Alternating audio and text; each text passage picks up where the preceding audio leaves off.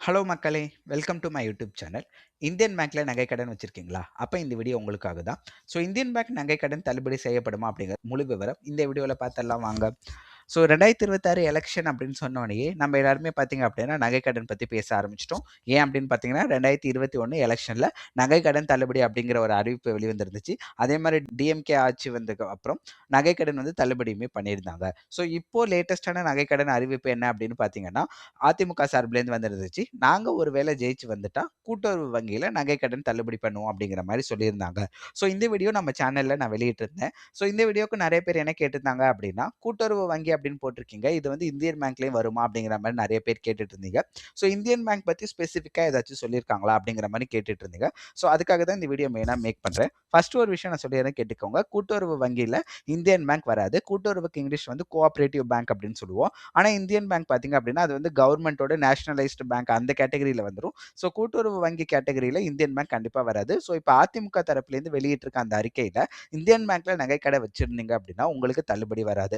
So அப்போ வேற என்னென்ன பேங்க்லாம் அப்படின்னு பார்த்தீங்கன்னா இந்த சொசைட்டியில வச்சிருக்கவங்க இல்ல கூட்டுறவு வங்கின்னு சின்ன சின்னதா நம்ம கிராமத்துல இருக்கும். அந்த கிராமத்துல இருக்கிறவங்களுக்கு தள்ளுபடி செய்யப்படும். அதே மாதிரி 2வது கேட்டகரி என்ன அப்படின்னு பார்த்தீங்கன்னா இந்தியன் பேங்க்ல விவசாய கடன் வச்சிருக்கிறவங்க. ஸோ இதை பத்தியுமே நிறைய பேர் என்கிட்ட கேட்டுட்டு இருந்தீங்க. பட் நீங்க இந்தியன் பேங்க்ல விவசாய கடன் வச்சிருந்தா கூட அதோட தள்ளுபடியை பத்தின அறிவிப்புமே இதுவரைக்கும் வந்து வெளியாகல.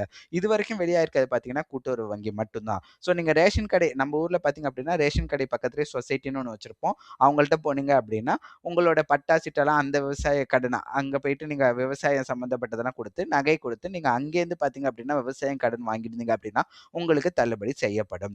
மற்றபடி இந்தியன் பேங்க்ல வந்துச்சுன்னா தள்ளுபடி பத்தி அறிவிப்பு வெளியாகல. இன்னொரு நிறைய பேர் என்கிட்ட என்ன கேட்டுட்டே இருந்தீங்க அப்படின்னா நகைக்கடன் தள்ளுபடி அப்படின்னு சொல்றீங்க.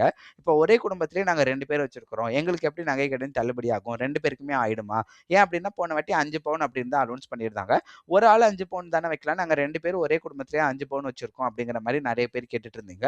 இந்த நகைக்கடன் தள்ளுபடி பார்த்தீங்க அப்படின்னா எதை பொறுத்து நடக்கும் அப்படின்னா ரேஷன் கார்டு பொறுத்து தான். ஒரு குடும்பத்துக்கு ஒரே ஒரு ரேஷன் கார்டுக்கு ஒரு ஆளுக்கு மட்டும் தான் நகைக்கடன் தள்ளுபடி செய்யப்படும். அது யாரு அப்படிங்கிறத நீங்க டிசைட் பண்ணிக்கலாம். இல்ல கவர்மெண்ட்லேருந்து லிஸ்ட் வெளியிடுறப்ப பார்த்தீங்கன்னா யாராச்சும் ஒருத்தவங்களோட பேர் வச்சு மட்டும் தான் இந்த லிஸ்ட் வந்து வெளியா இருந்துச்சு. ஏன் அப்படின்னு பார்த்தீங்கன்னா, போன வருஷம் வந்து கூட்டுறவு வங்கியில நகைக்கடன் அதாவது போன வருஷங்க போன எலெக்ஷன் முடிஞ்சு ரிசல்ட் வந்த அப்புறம் கூட்டுறவு வங்கி நகைக்கடன் தள்ளுபடி அப்படிங்கிற ஒரு அனௌன்ஸ்மெண்ட் வந்த உடனே என்ன பண்ணியிருந்தாங்க அப்படின்னு பார்த்தீங்கன்னா, குடும்பத்துக்கு ஒரு ஆள் அப்படின்னு செலக்ட் பண்ணி அவங்க நேம் வந்து லிஸ்ட் போட்டு அனுப்பிச்சிட்டாங்க. ஸோ அந்த ரேஷன் கார்டு யார் யார் வச்சிருக்காங்களோ குடும்பத்துல அவங்களுக்கு ஒரு டோக்கன் மாதிரி அந்த லிஸ்ட் போட்டு கொடுத்தா அவங்களுக்கு மட்டும் தான் தள்ளுபடி அப்படிங்கிற மாதிரி சொல்லியிருந்தாங்க. ஸோ அந்த லிஸ்ட்ல யார் பேர் வந்திருக்கோ அவங்களுக்கு அப்பா பையன் வச்சிருந்தா கூட அப்பா பேர் இல்ல ஒரு சில பேருக்கு பையன் பேர் யார் பேர் வந்திருக்கோ அவங்களுக்கு மட்டும் தான் தள்ளுபடி பண்ணாங்க.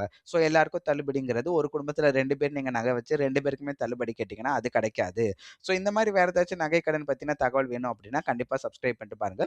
உங்களுக்கு ஏதாச்சும் டவுட்ஸ் இருந்துச்சுன்னா கமெண்ட்ல கேளுங்க. நான் கண்டிப்பா சொல்றேன். நெக்ஸ்ட் வீடியோல பார்க்கலாம். பாய் பாய்.